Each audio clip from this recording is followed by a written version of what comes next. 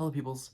We are about a week away from Spider-Man No Way Home, and I've been doing a bunch of reviews for the prior Spider-Man films. I just got done reviewing the Raimi films, so now we're moving on to the Amazing Spider-Man. Both of them are directed by Mark Webb. I'll be doing two separate videos. If you're watching this video on day of release, the Amazing Spider-Man 2 video will be out 2 days from now. Then 2 days from that, will be a Far From Home and Homecoming video together, and then I think I'm going to do the Spider-Verse video.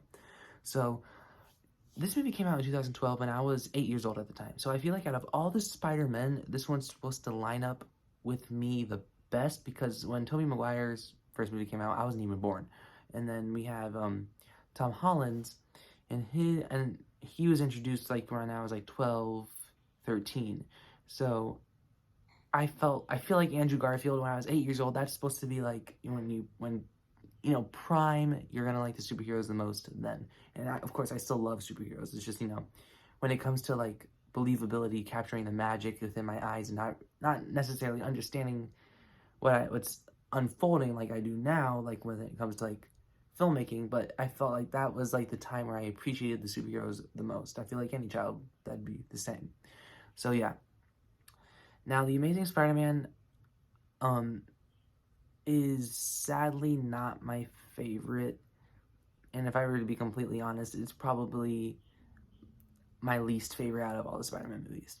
And I hate to say that because because there's so much going for it, but at the end of the day, with the quality of the movie that we got, and even though there's a lot of people really trying, Andrew Garfield and Emma Stone, both fantastic in the movie, it just doesn't feel like it warrants itself. It doesn't feel like it's justified of its existence, because we just ended the Raimi trilogy about 5 years prior.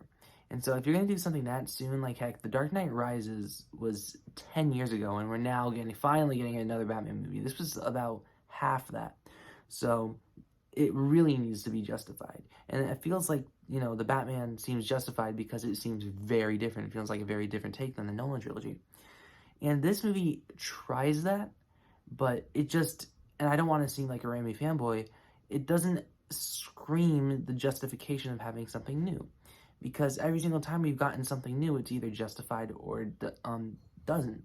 And this just falls into that category where it just doesn't feel justified to me. And there are things in this movie that work. Like Andrew Garfield as Spider-Man, I thought he was awesome as Spider-Man. And I know there's a lot of debate, like, who's the best one? I like all three of them. And so, personally, my favorite is Tobey, but they all have their redeeming qualities. And I'm so tired of hearing Tobey's the best this, Andrew's the best this, Tom is best at both. I'm so tired of hearing about that. I just want to put that out there. If you're someone that says that, I don't want to hear it. Because everyone says it at this point. It doesn't sound like an original opinion. It just seems like it's like something that everyone can agree upon. It just, I'm tired of hearing that. But The Amazing Spider-Man, my biggest problem with this movie is how mostly the fact that, of course, this first about 30 to 45 minutes of this movie is stuff we've seen before. And there's ways to remake it by doing it better, but this movie doesn't really do it better. It does it not as good. So it really feels a little by the numbers. And of course, this movie, the redeeming thing about this is that I look back on this and then you get that very 2010s vibe from it. And you get you get 90s vibe from Sam Raimi, and then with this, you get, with Tom Holland's movies, you get, like the millennial type of feel to it.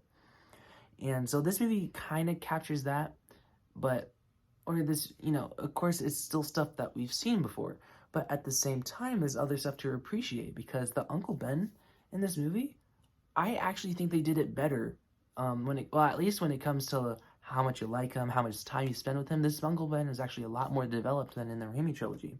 And that's one thing I think that they did better. And out of the few things I think they did better, I think they did Uncle Ben better. Of course, the great power comes great responsibility was done better in, the Raimi movies. But, the Mark Webb movies have very distinct, they're trying to be the Dark Knight of Spider-Man movies. But, of course, this movie never really gets there, because it doesn't necessarily feel... The Dark Knight feel of the realistic feel and Spider-Man, I don't think really mesh well together.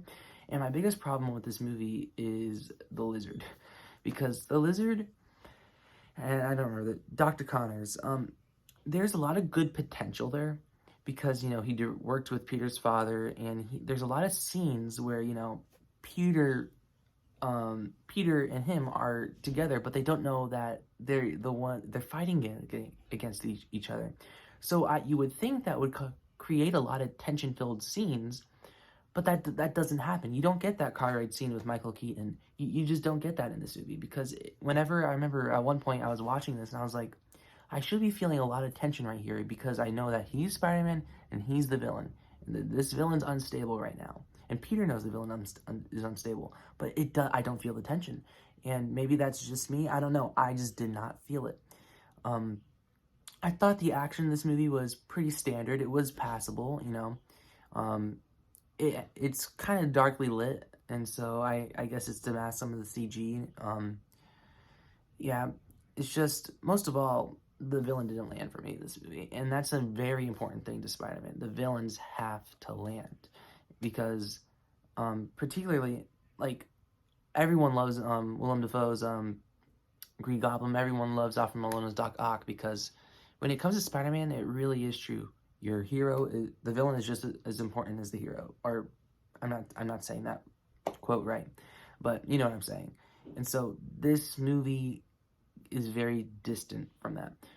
Amazing Spider-Man 2, of course, we have a villain problem there, but I'll get to my take on that, of course, in 2 days from now, from when this video is uploaded. Another thing I like about this movie, I love the dynamic between Gwen's father and Peter, and I love, the debate that they have at the dinner table, and I love, like, how they have, like, simply human moments at times. And so I see why they chose Mark Webb to direct this movie, because he directed, what was the movie called? I believe it was called 500 Days of Summer, and I know that was a very personable movie, so I see why they want to do that. So it's a lot of good ideas that didn't mix well together is this movie. Even though, like I said, there's tons of fantastic Spider-Man moments in this movie. There's some great dynamics. Like I said, I thought they did Uncle Ben better. It's just that first hour, when you're watching these Spider-Man movies back to back, and then the fact that this movie came out about 5 years after the Raimi trilogy ended, it just doesn't feel necessary to me to have this reboot and have it be as mediocre as it is. I appreciate that they tried. I appreciate this movie. Like I said, there's some fun action. Garfield's great as Spider-Man, and I like the idea of Peter's parents. I've always liked that. Though I have some problems with the direction that they go with it in the second movie, but I always thought it was very intriguing, and it's probably one of the biggest redeeming qualities about the Amazing Spider-Man movies. It's just, this movie is kind of a mixed bag for me. It's my least favorite Spider-Man movie, but I have a soft spot for the characters, so overall, I don't hate this movie. I don't like this movie. I'm just right in the middle. I'm going to give The Amazing Spider-Man a 5.4 out of 10. And yeah, it's very, very interesting movie, because I am very conflicted, because at the same time, these Spider-Man movies are so complicated when it comes to, like, comparing them as Spider-Man films, because each movie gets something different right, while they get something wrong at the same time, besides, the first two Raimi movies. So, yeah, very, very, it's different, and that's the best thing I could say about it. I appreciate that they tried, and I don't regret not seeing it. Like, the Amazing Spider-Man movies, at the end of the day, it's kind of a sad story, but I appreciate that we have them. So, yeah. Anyways, comment down below what you guys thought of The Amazing Spider-Man. I know I had very in-depth thoughts about this movie, so, yeah. Anyways, like, share, subscribe, and stuff like that, and adios.